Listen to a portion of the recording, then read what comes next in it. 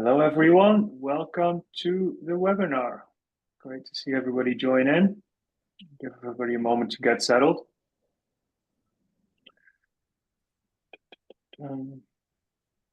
Thank you all for joining us on this exciting GRIP webinar.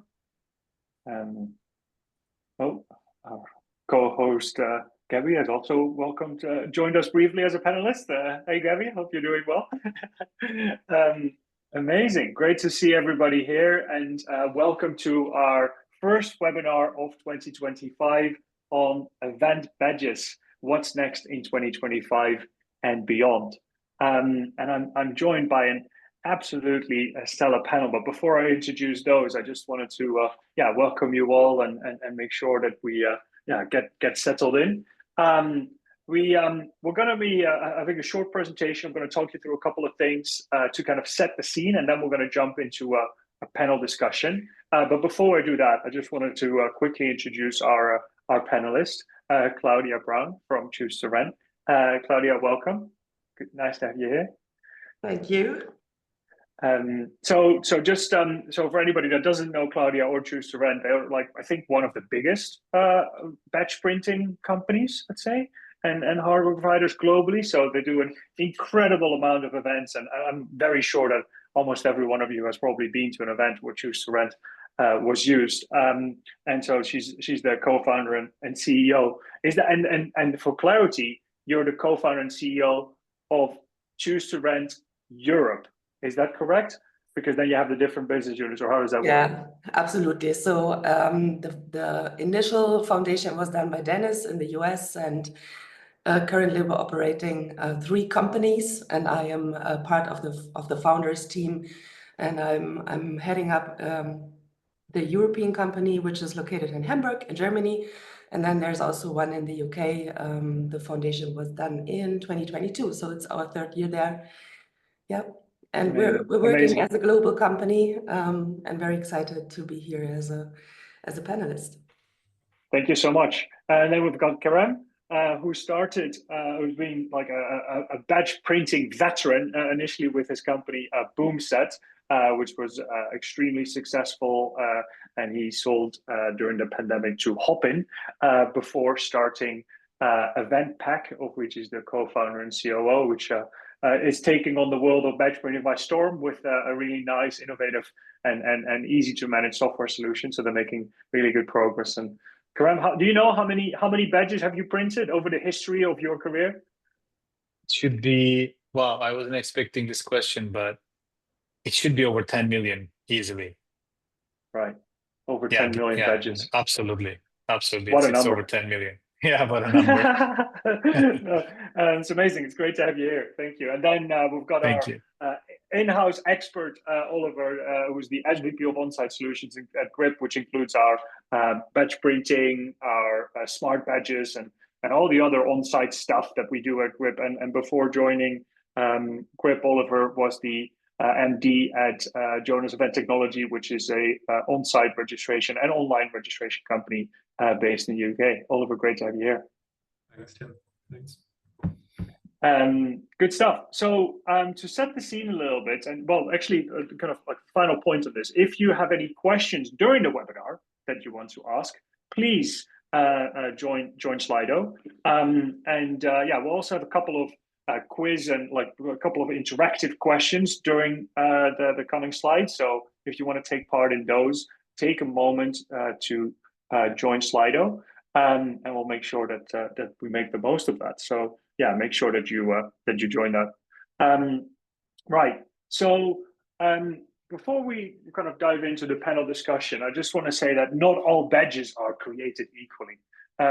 And there are so many considerations in badges, as you will see during our discussion. There are so many things to consider, but most importantly, you've got affordability. That is a key consideration, right? Well, how much?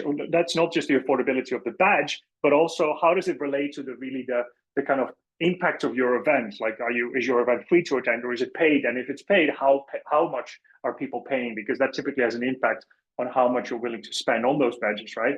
You've got the whole topic of sustainability, which we will drive into, and several of our panelists have mentioned that's a key topic for them in 2025 and beyond. So we'll double click on that. Efficiency. right? Like how many people are you going to have to print the badges of is a key consideration, and often underestimated the difference between peak traffic and total traffic, and those relationships and how that relates to each other is so important. Usability, another one that is often underestimated. How does the badge look? How does it feel? How do people interact with it? Do you want everybody to have the same badge, or are there differences in the badges? So the usability of the badge, another key consideration.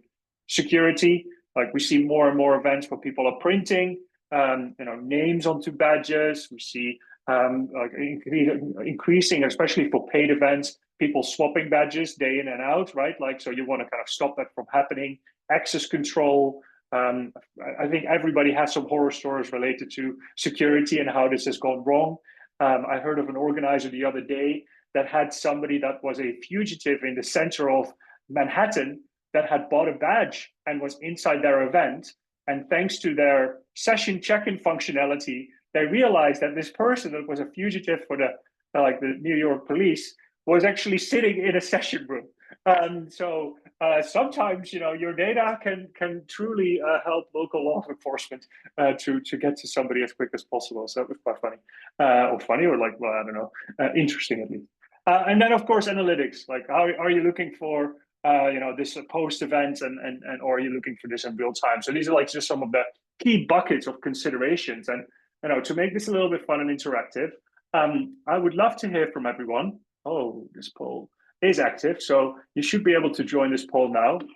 I would love for everybody to rank these 5 or these 6 factors and kind of fill in how what they find important. So what do you find the most important? So you can kind of drag those around and then kind of submit how important you find those different factors. So yeah, feel free to put in your rankings. I'm really curious what people end up filling in. So scan the QR code and submit what factors you find most or least important. You can kind of click on them and then order them. So yeah, let's see what people put in. I'm curious. Any of the panelists have any view on this? What so far? What do you guys think of this? Affordability high? Affordability got back on top. It started with sustainability. Yeah, well, I put in the first votes. So I thought I'd do the first vote myself to put sustainability high on the agenda. But what is this kind of in line with what you would typically hear, or is this different? I mean, I always think everything starts with usability, right? So you need to have a reason for having a badge, even though it can be security, it could be networking, it could be leadership, or anything, of course. And in my mind, that's like one of the most important factors. And of course, it needs to be usable. There's still organizers trying to do pre-printing and such. And I mean, I'm not going to go through everything, but I would say the second one would be affordability, I guess, because at the end of the day, somebody has to pay for it. Either it's a sponsor or the organizer, or it's a paid event. So that's my 2 cents on it. I'd second that. I'd say that usability number 1, and then affordability straight after. You've got to have a user case before you can start classifying like where your budget sits. Claudia, anything to add on that? You're on mute, Claudia. Yeah, absolutely. I have a list of what is important for badges right next to this screen, and on top is the usability. And next is sustainability and also security analytics that are side factors, but overall, everybody talks about affordability and prices in the end. Nice. Okay. No, great that we're all kind of more or less in agreement. It seems that most of the people on the webinar also think in that direction, which is great. So yeah, thank you all for participating. So then I'm working on a guide at the moment. I've started interviewing a whole bunch of people, and I often kind of understand the cost of a badge. And I think for many people, often when they think of the cost of a badge, they just think of the badge itself, and they so that's the cost. But actually, when you think about it, only a very small part of the total cost is actually the consumable, the badge itself. and a major component of the cost are the people that are needed on site to deliver the experience, which of course varies depending on size. But like really, like for smaller events, people and logistics play a major role, and only for very large events, it's really the consumables, the lanyards and the badges and hardware that starts kind of increasing in terms of percentage. I also, at least from my perspective, see that software is probably the only cost that will stay probably stable. The other costs are likely to increase over the coming period. Curious if any of the panelists think differently about this or kind of agree with roughly what I've found so far. Maybe I could join, and I'm pretty sure Claudia can talk about hardware and logistics. I could say, I mean, I could maybe argue with the people aspect because, you know, when we started batch printing, people were mostly using the admin mode where you need, for every kiosk, you need somebody to check attendees in. And of course, that leads to staff costs and other costs that you can imagine. And over the years, especially today when I come back in the market, I was very surprised that more and more people are asking for the kiosk mode. I think people, like we were trying to push people, organizers there, but I guess maybe they were not ready, or they were thinking that their attendees were not ready to use to interact with the kiosk. And I'm talking about like 2013, where you didn't even have kiosks in the airports. So, and today when I look at it, I would say almost all of our events are using kiosk mode, where it cuts on the staff costs for sure. And as the software is becoming more and more easy to use, it could also cut costs on not only the staff member who's going to check people in, but also technicians. You know, I remember that people were asking like 3-4 technicians for like a 3,000-4,000 per person event, like on-site reps as we call them. But that's also been very low. Like people are asking either one or none because they feel comfortable doing it themselves. It's not just the technology is becoming easier, but back in the day when we were talking to event organizers, they were thinking about if they should do on-site batch printing. Now they use it maybe on arrival somewhere or some other tool somewhere else, and then they feel more comfortable just doing it on their own, and they're not even asking for technicians. So on my my 2 cents, people could go lower, but of course the labor cost is going higher, so maybe that's the increase. Claudia? Yeah, absolutely. I can speak about logistics and hardware and lanyards and badge prices. I do not agree that prices will increase over the next 5 years because we're always developing new products, and we can see that even the more sustainable products will be less in price because we're saving materials. That's our mission. And literally by saving materials and resources, we're saving costs. I give you one example. The standard lanyard that you uses like most likely minimum 2 materials, such as a metal piece and this fabric, and some even come with some plastic parts here. The newest models, they just have 1 material, and this drives down the cost. So, and I think when you're open to new developments, new products, it will even cut down costs. Logistics, of course, we are always challenged by increasing transport costs, but also there are a lot of good ideas in place to put them together and also to source locally. You don't have to go across borders and pay customs and all this when you search for the right suppliers. Nice. No, really good insight, and fully agree with you. I actually got it on a later slide. Like I think the single material lanyards and also the kind of badges without plastic sleeves, of course, those are the things that make the massive difference. Oliver, anything to add from you? Yeah, I think I would agree with all the points there. I've delivered shows in the past, trade shows, where there's got back rooms of registration staff hand filling out paper registration forms, and that wasn't that long ago. It's like 2018, I think, that I saw that happening with Typist Terminal converting the paper registrations then into the database, where registration platforms now are so accessible from your personal device that you can complete that process, which has cut so much the overall headcount down.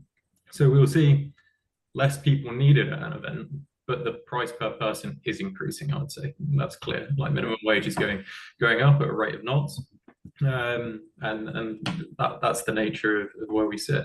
And from a terminal cost, to Karem's point, self-serve check-ins are the most used terminal now. It's so much easier to be able to let the user drive the journey and to be able to have staff surrounding the terminals. It's like a concierge style. They're there more for the experience rather than the application of delivering what's going on. So yeah. That's great insight. Thank you. Then one very interesting quote that Andy from Event Connections gave me. He said to me, you know, like printers is kind of, we're reliant on general innovation in printing, which I thought was an interesting kind of way of thinking about it, right? Like in general, if you look at the entire world, probably prints less stuff now than 10 years ago. And you know, maybe 10 years from now, there will be even less printing in general. And so, you know, he was like, well, that means that if there is less printing in general, will be less innovation. And I see Claudia going off mute. So I think that she has a point on this. I'm curious what you think. Yeah, I mean, it depends, as always, what kind of technology you want to use. I would not say that all the printers are the same and the technology is completely different. It depends on if we're talking about the large DC10L card printers or the very reliable thermal printers. And I can say that our printers are, even the old models that we purchased like years ago, they are still of use. And they still do what they should do. So there's no need actually to always use the most innovative parts to do what you want to do. Yeah. So what you're saying is that we don't necessarily need innovation in printers in the coming 5 years.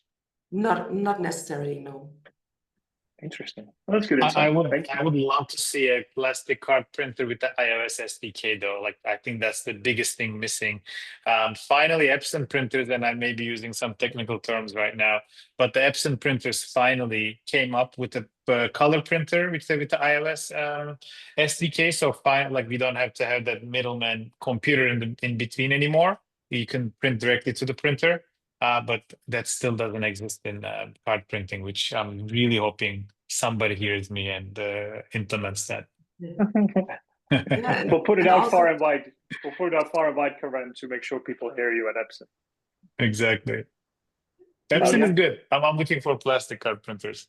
Yeah, exactly. I want to add something and talk about RFID technology, for example. That has been in place like since, I don't know, Karem, since 2014, 15, and we purchased a bunch of those printers and also we equipped a few events. In the end, it's always very expensive in total when you look at all the equipment that you need to use and also the on-site technicians that are capable to handle it. And also it's not that stable, I would say. There is a risk of some errors because we have two calibration parts. One is the RFID, one is the badges, and also the material itself is very expensive. So in the end, it ended up like this, that we were very open to support this new technology, and we had everything in place. We had also software suppliers like Karem and his technology who supported it, but the audience, the event planners, were not open to use it. Interesting. Yeah, like I think that's worth like double clicking on in a sec because you know, it's actually my next slide. So like I think that I already wrote kind of the single material lanyards. I think Claudia is super interesting, right? Like the impact, I'd say on a grand scale, like if I look low, medium, high, impact is medium, although you know some would argue maybe it's a big impact. I think the timeline is now, right? I think anyone that is not looking at single material lanyards is missing out. I think the effort for organizers is very little to start exploring this. So, you know, I think it's one of those things to, you know, worth investigating now as an organizer is for me is a definitive yes. Non-tear stick badges like, you know, Choose Events new Intelli badge and some others have got, you know, other similar, I'm not going to say same, similar products in this kind of non-tear stick badges to make sure you no longer need the plastic sleeves. Similar impact, timeline is now, start looking at it. And then, you know, smart badges is such a wide topic, right? Like we're talking RFID, we're talking NFC, we're talking BLE, I'm curious, like Oliver, maybe you have a perspective on this, and then I can go around the room from there. But I'm curious about smart badges from you and your perspective on it. Yeah, so smart badges, I think the application is really interesting here because there's got different level of smart badging that you can achieve. If you're just looking to be able to like heat map the floor and to get that level of data and analytics, then you can have something much more straightforward, like RFID, badge stock, or even smart little chips that attach or strap onto it. And then if you go up a level, you can do visitor-to-visitor networking, contact exchanging, and it really does vary depending on what it is that you're looking to achieve. The same way with a badge design. The more that you class the solution, the better analytics that you'll get out the back.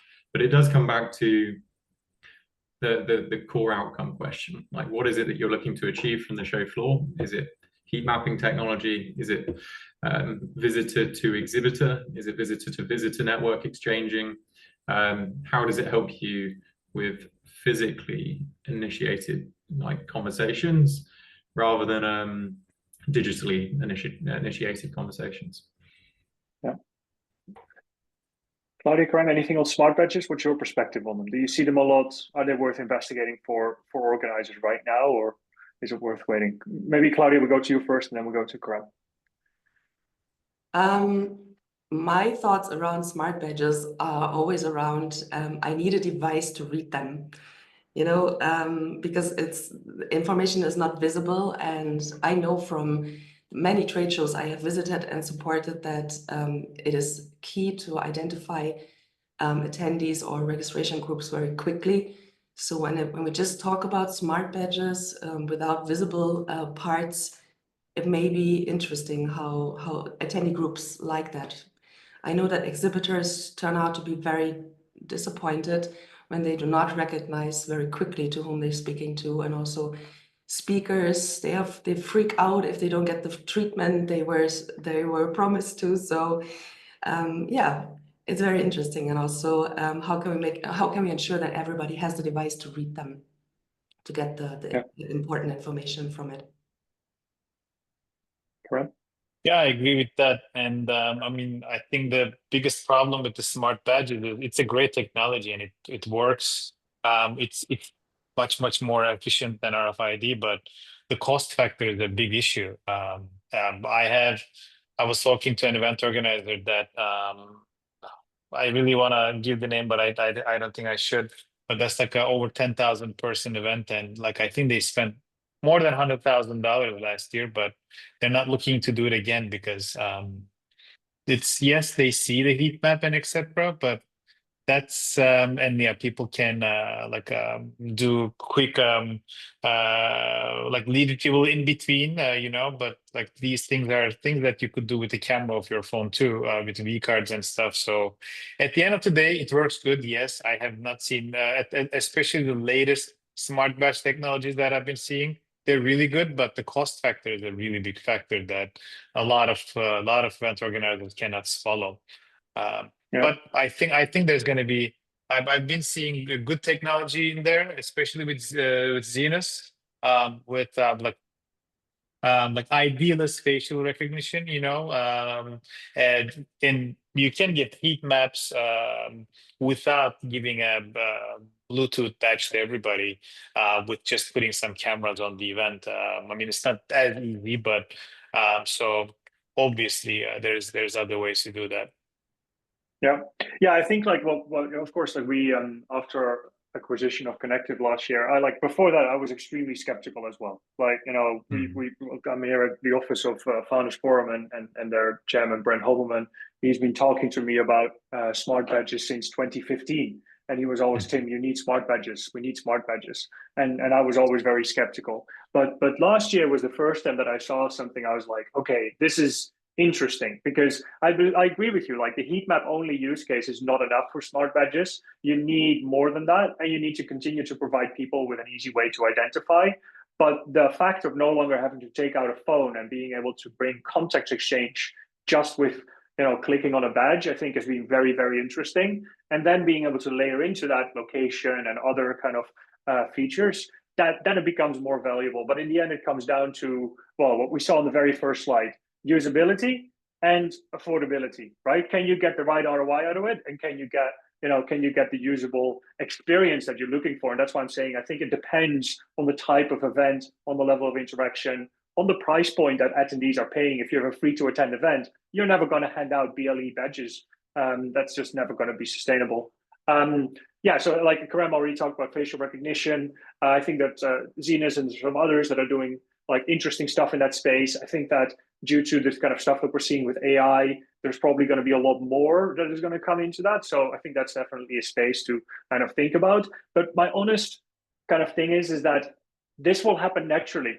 And I think that all of you are keeping tabs on this. All on-site badge providers will keep tabs on facial recognition. Everyone has either iPads or laptops that people are using with those self-service kiosks. So as long as people are using that, at some point, you guys will just come up with a facial recognition enabled mode, and it will just be there. So I don't know if it's necessarily something that organizers have to proactively invest time into, is probably my perspective. Agree with that? And then maybe quickly, if any views from any of you on e-ink badges or augmented reality.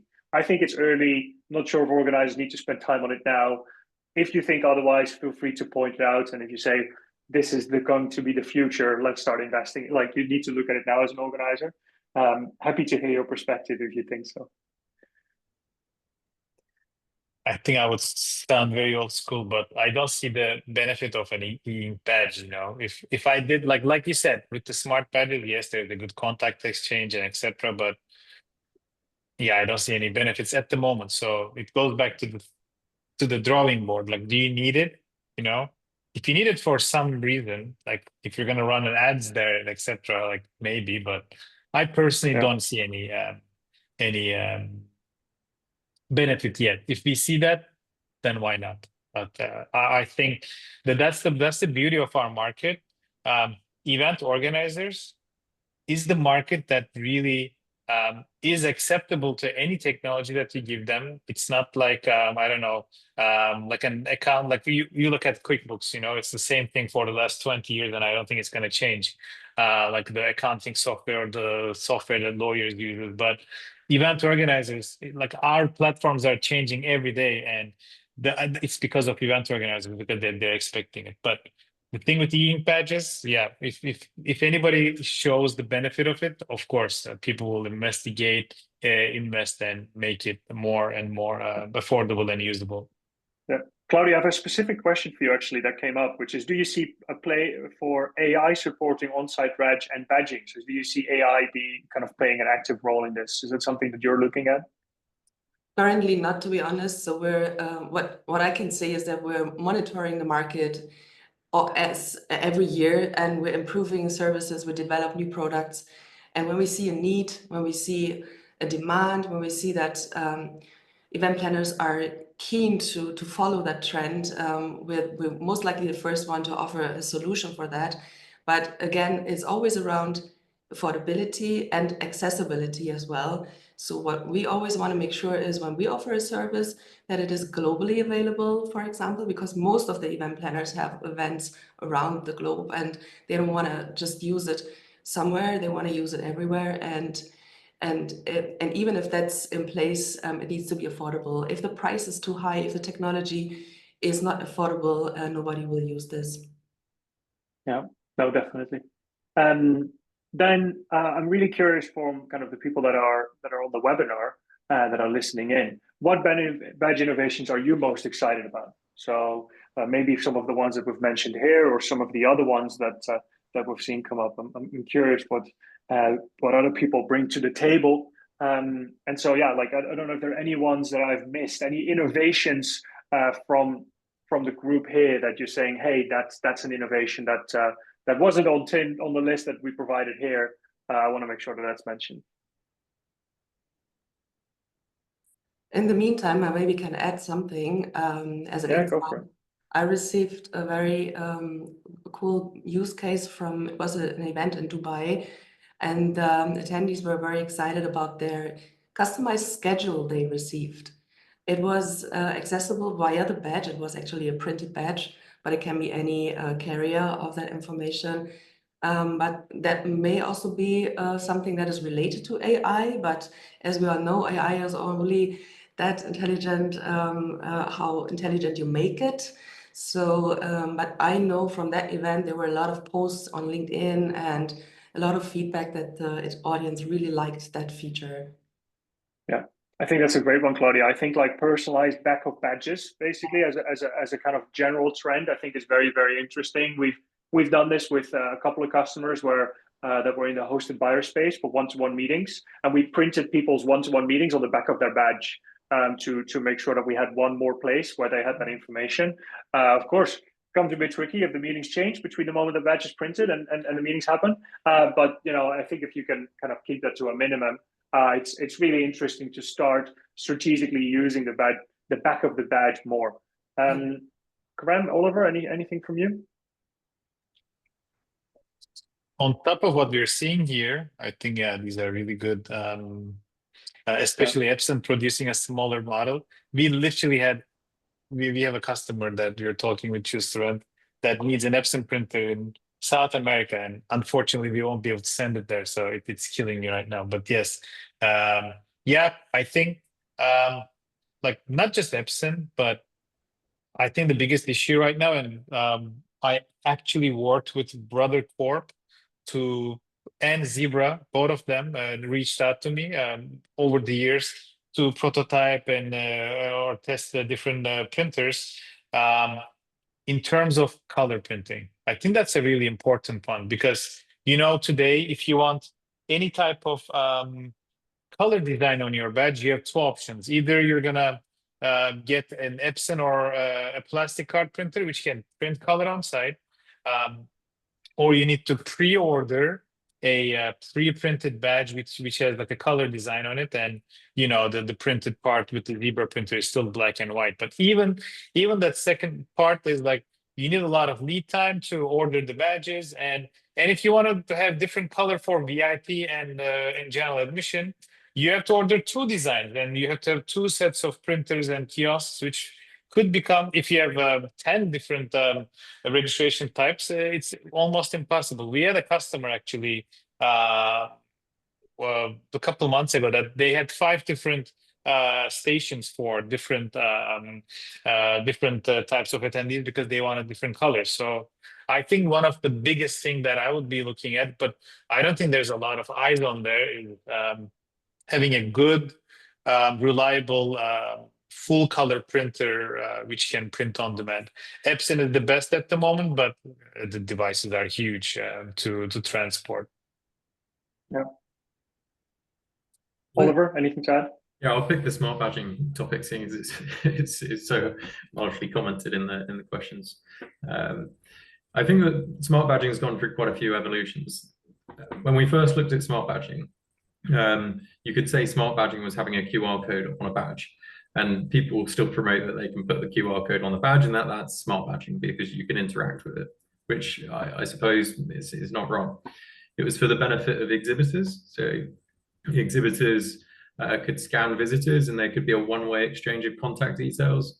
And then soon after that evolution, there was a requirement that visitors could leave behind their contact details for the exhibitors. So maybe it was that they use NFC to touch like a small piece of hardware that collects the data, it passes it back within their lead retrieval. So NFC was there for a while, kind of really filling that space in the market of two-way exchange from visitor to exhibitor. Then mobile phones became more and more accessible. Scanning was an option. It's just like, well, now we can just scan each other.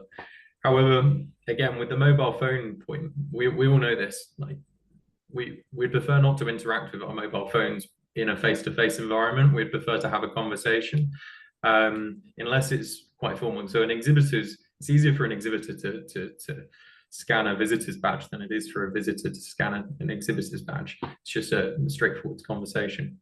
So then that leaves NFC, RFID for heat mapping purposes. Great, but can you really justify the cost for the benefit of just heat mapping your floor? Like, is there the value proposition? So I'm saying that the heat mapping application, that insight is kind of, it's in the middle of this era. And then where we stand now with smart badging, that you can exchange contact details without having to touch your phone by quite simply just tapping your badge and their badge. And then that goes into your lead retrieval or into your mobile app. So you can then have an enriched like data set. That's intriguing. I think that that's where we're going to be moving to.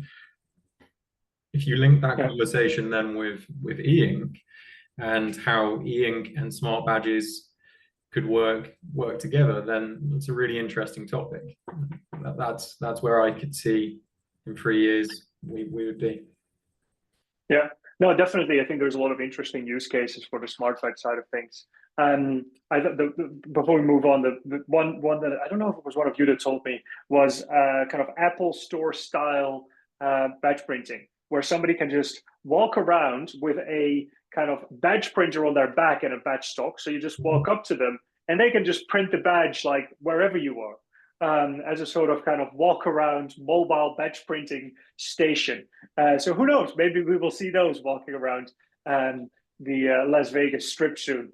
Who knows where we end up. That's possible today. There's small mobile printers of Zebra that polices you use, so you could even do that. Yeah. Just as they print out your ticket on your car, they could print out your badge. Now, one really cool asset that we want to share with everyone is we had our design team look over 50 or like probably about 100 badges that I've asked from people. I've taken some from Claudia's Choose to Rent office. I've been to many events, and I gave them all to our graphic designer, and he's put together an incredible resource with over 50 examples of badges. So if you need a huge amount of inspiration, it's free. You don't have to put in an email or anything. Just go to the Figma community and you can download it and use it as inspiration for your next badge design. So have a look at it, and we'll share it with everybody after the call as well, of course. Who knows? Maybe your future badge design is among them. Right. So now we've already heard a lot, but like there's a couple of things that I did want to double click on. So we've got sustainability, and I want to make sure, because Claudia, you had that as a kind of key part that you want to talk about. So I want to make sure you give you the opportunity to talk about that a little bit more. As I'm going to access these slides so everybody can see everybody a bit better. There we go. So Claudia, sustainability. What's new? What's going to happen? Where are we heading? So it's a huge topic. That's my first point. Sorry, my voice. But overall, I'm really happy that event planners start to ask the right questions, because it's about sourcing the right materials. Also, consider that offers that are out there are not showing the right information that you need. I want to give you one example. This product here, for example, is placed as an offer that is a sustainable or eco-friendly product. It is made of cork. It's a keychain. I don't know if you can see it. It is made of cork. Of course, it's a natural resource, but it has a fabric. It has a metal ring. And how do you get rid of it? How do you throw it away after use? You throw it away in general waste. So the key question would be not only how is the sourcing done, is it sustainable, but also how can I dispose all the used materials again? And there are really good solutions in place. We started to offer our clients that rent equipment from us to also rent an empty box from us that we hand out, and they can just send it back to us, and we take care of the right recycling, because materials have to be separated again to give them back to a recycling system. That means when I have a badge, for example, like this, it has this eco-friendly lanyard. It is sourced eco-friendly because it's an RPT material, and this can be used up to 10 times. So you can put it back into the recycling process up to 10 times, but you know what, if you don't put it back to the right recycling system, it's not gonna happen. So we need to make sure that we recycle it in the right way. And also we have to remove the parts, like the paper has to be separated from the fabric. So you can send the materials into the right directions afterwards. So that's the core question. If you want to be really sustainable, you have to ask these questions, and you need to engage your attendees to return the badges. You may want to ask a question if you can have a reusable option, so you can reuse materials twice, or produce like anything that can help on many events. So that's the main task, I would say, for the future. Not just order something that you always ordered, but think about it and also ask the right questions to your suppliers. They may have the answers and maybe not, and then you want to challenge them a little bit. Yeah. You're on mute, Tim. Oh, sorry. I just wanted to ask a double question, like an extra question. That's like, are you doing any kind of like carbon offsetting tracking of like total like impact on the environment already? And how do you see that kind of happening moving forward? Yeah, absolutely. This is something that we're very focused on right now. So all our transports, for example, are supposed to be climate compensated, like CO2 compensated, sorry. And this is also challenging because it's a mixture of different transport logistics solutions. But this is our goal. Also to combine logistics to reduce the transport to a minimum. And yeah, it's as I said, it's complex because we have the packing material as well. We're keen to use reusable packing materials. We have boxes that we purchased, let's say 5-6 years ago, and they are still in use. So we reduce the impact of throwing away a lot of packing material. We hardly have any plastics that we just use one time. And this is our mission. Like, it's in all ways that we do in all matters of our business. We're very keen to reduce the material impact and the waste that we produce during our operations. And while you use rental equipment, by the way, this is considered as a sustainable operation anyway. Oliver, you know it as well, because if you purchase a printer and you use it just one time, or if you use it once a year, it is a different material and technology usage frequency than if we rent it and the printer is out like 10 or 12 times per year. Hey, so interesting. I would love to kind of ask more about that, but I first want to go to Karem on, like, you already mentioned in the beginning, right? Usability as such an important kind of thing, but also the entire kind of user experience, the whole check-in flow. Like, how have you seen that change, and how do you think that will continue to evolve over time? I mean, yeah, when we first started, our designer just did a simple button which said check-in, and I was arguing with him. I was like, listen, there's add guest, there's edit my info, there's this. And he pushed me to have just a single button, and he was like, let's continue looking at the journey. And if the person is in the list, okay, we check them in. If not, we go to add guest, you know? So even though I was a little bit scared to do that, I did it, and people loved it, because when you come in front of a kiosk, if you see like more than 3-4 buttons, you don't know what to do. So I think a lot of companies have spent a really good amount of time and investment in it. So when I look at our competitors, everybody's in a good place in terms of the check-in part and the whole user journey. And it's not just only the user journey, there's also an organizer journey as well. Like, I remember in 2000, again, I feel so old saying these things, but in 2013, Dennis, Claudia's co-founder, Dennis has brought me a Wi-Fi Zebra printer, and then it took me 2 days to get it on our Wi-Fi. And I told him, listen, if we try to use this in an event, we're going to lose customers, right? But today, these printers have screens on it. And I'm saying Wi-Fi, right? Because like if you, I still love to connect printers with Ethernet, because that's like the solid method that you can never beat. But at the same time, these printers have gotten so much better. I've been seeing in events that people even like use a zebra printer without any cables because now they also have a battery pack, right? So it's becoming more and more easy for the event organizers to set these up too. Like they don't need to run the cables from the bottom of the table. They don't need to maybe order power, which could cost so much money, more than your on-site software, just to get power to your check-in desk. So long story short, I think we are all evolving.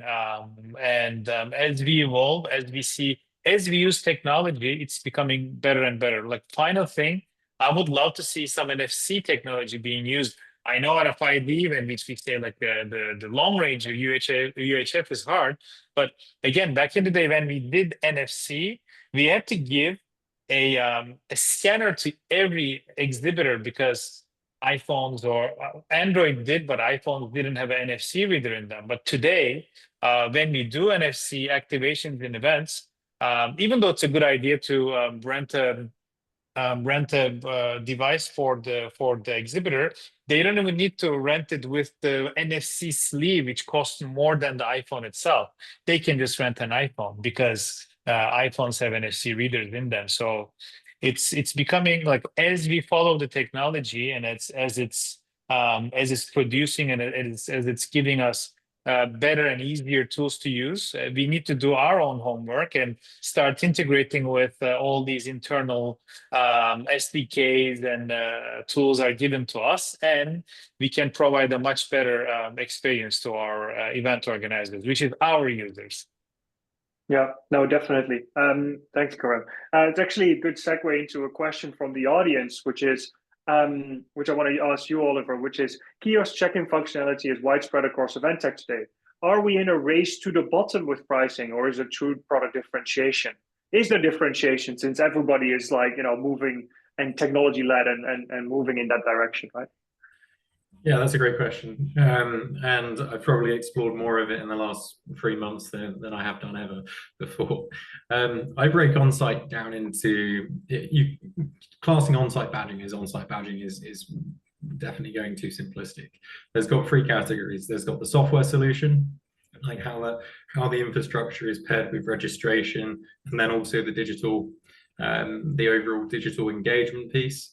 So the software, the hardware, and then the service.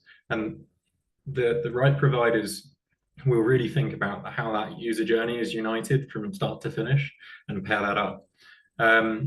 There's got emerging technologies that we spoke about in software, so the ability to integrate cleanly, to be able to then quickly tag to smart badging technology to pass that into the next level of digital environment. From a hardware piece, printers are changing daily, all the integration, the technology around it, being able to not be holding on to an asset thinking, right, I need to squeeze every last penny out of this, and being able to quickly replace and move with time is a great an agility piece. So like Choose to Rent, they're working on such a large scale that their hardware is getting used to the best of its ability.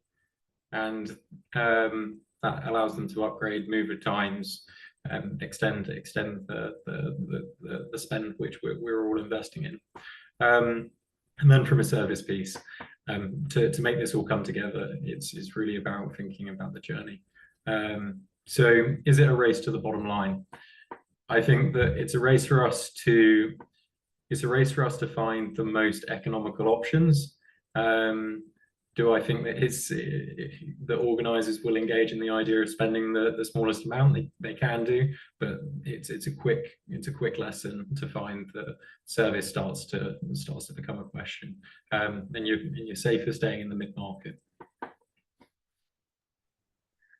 Interesting. Thanks. I've seen it as well, right? Like I think most organizers have been through a horror story where it all went wrong, and then they quickly realized, like, hey, I need to make sure that it's such a critical experience, right? It's like, you arrive at the event. It defines the event experience, I always think. And a really nice example is Mac Fraser, the CTO at Connective. He's at the registration desk all day. And I'm like, well, why are you doing this? And he's like, well, because if there's any issue, I want to make sure that I'm immediately able to engage with those people. He manages one of the 10 desks and he sits there all day.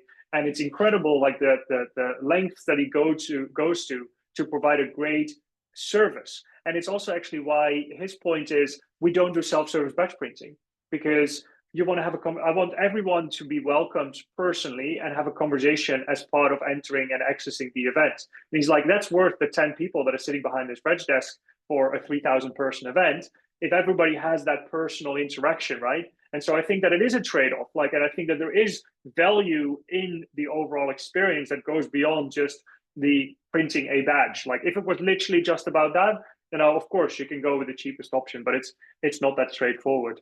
Now, in a webinar about badges, there was somebody that dared to ask, some shows are successfully going badgeless. What are your thoughts? So I'm curious, under what circumstances do you think that going badgeless is a good idea? Because I'm sure that you're all going to say that it's never why it's always not a good idea, but why would you think that going badgeless is a good idea? Let me phrase it like that. Who dares to answer? I mean, you really need to look at your event and you need to see what you need, right? So going badgeless could bring so many benefits or take away a lot of benefits. It really depends. It's a very political answer, but it is true. Why would you want to go badgeless? If you have a case for it, like let's take affordability. I think, and we implemented this with in the past with customers, like even large scale events where the event organizer doesn't really believe that the badge is a conversation starter, right? Because yes, your name and company name is there, but I can just come to you and ask you where do you work. Long story short, we tried a badges event with this customer. It became cheaper because we just used, so there was lead retrieval, there was a session scanning in this event. So we had to have something. And we, of course, we couldn't go RFID because we couldn't go UHF because that's very expensive. But we simply did wristbands. A wristband can, if you order if you have a bulk purchase of like 3,000-4,000, a wristband can cost you as much as a lanyard, and you don't have the printers in the event. You don't need the network equipment because you don't need to really be connected to printers all the time. So in this event, we only use iPhones at the door to check people in and encode the badge. And we were also lucky that this was the year that it was, I think, 2019. This was the year that iPhone came with internal NFC reading. So, and like I said, Android always had it. So long story short, we didn't use badges. We didn't need to pre-order badges. We didn't use printers. We didn't have the network equipment. It became much cheaper for this event, and they used the wristbands for lead retrieval and session check-in, which worked as good as badge printing. So badge scanning, it even works faster. So the question that we need to ask, is it really a conversation starter, like looking at, oh, who's this person? Oh, that person works at Google. Let me just talk to him. Is that really working for your event? Good, then you need a badge. But if not, even though badge printing is in our DNA, that we kind of invented it in 2009 with iOS badge printing, I think you could go badgeless for sure, but you need to have a reason for it. I think one thing just on that, Karem, I was talking to Enrico Gallerini, who's from GRS, is a research company, and they did a big piece of research on it. And actually, he wrote a great book as well on in-person events. And he said one thing that the badge provides that people forget is that the badge is like, wearing a uniform. It gives a sense of belonging. It's something that identifies and says, hey, we're all here together. We're all here at this event because we're all wearing this badge. Of course, you could achieve that with a wristband as well, like not as easily identifiable, but it's a similar idea of like, we're all here together, and it creates a level of familiarity. And it's always something that somebody said to me once is like, no other place can you just walk up to someone and say, well, what brings you here? But once you're at an event, all of a sudden there's a very acceptable opening line. And so, you know, at least I don't do it on a regular basis when I'm walking around London. But so, you know, that's like, I think one of the interesting thing about an event, and a badge is kind of synonymous with that experience. Yeah, I don't know if Claudia or Oliver, anything to add on the badgeless events? Yeah, absolutely. So we're supporting from time to time events without badges, because also you can use our equipment for check-in purposes and where no badge is needed. But still, as you said, and that also confirms your theory, that there is something needed to that everybody has to combine the audience as a symbol, because always at minimum they hand out wristbands, for example. And also I know that if the purpose is not purely to connect because you want to do business, then it's not needed to show a name. Usually the evening events or the festivals where also you are there to have more fun than doing business. You know, these are the events where you don't necessarily need to show your name and the company you're working for. Yeah. Yeah, I'd also, sorry, I would completely agree. The applications that I've seen it used in is like badgeless events. You still want to check in, and it comes back to this outcomes question, like what is it that we're looking to achieve? We put the user case at the top, and then the price is second. So if you're not looking to achieve analytics with data sets, then stand there with a counter and check people into the event. It really depends on what level of outcome that you're looking to achieve. But I'm not sure if you're going to move on to this question. For me, walking into an event, as you mentioned, it's about identification, like being part of something, knowing if I'm walking in the concourse of an event at Excel and there's got 6 other events going on, I can naturally have a conversation with someone who I know is going to the same event, not elevate myself. And that goes into the individual events. Exhibited many a time, and the most like pet hate is elevating myself as if I'm speaking to a visitor rather than an exhibitor who's just scouting out what the product offering does, and then investing that time. So I definitely see that there's got two outcomes here. Yeah. But final question for all 3 of you, and we'll start Karem with you. Best on-site badging experience you've ever seen. Talk me through it in a short 30 seconds. What was the best on-site badge printing experience you've ever seen? What is the perfect experience? You mean in an event? In an event, yeah. Wow, that's like, what's your favorite food, you know? But I'll try to. I would say it would be with Yex. This was pre-COVID. So we did NFC badges. So they both wanted badges, but NFC as well.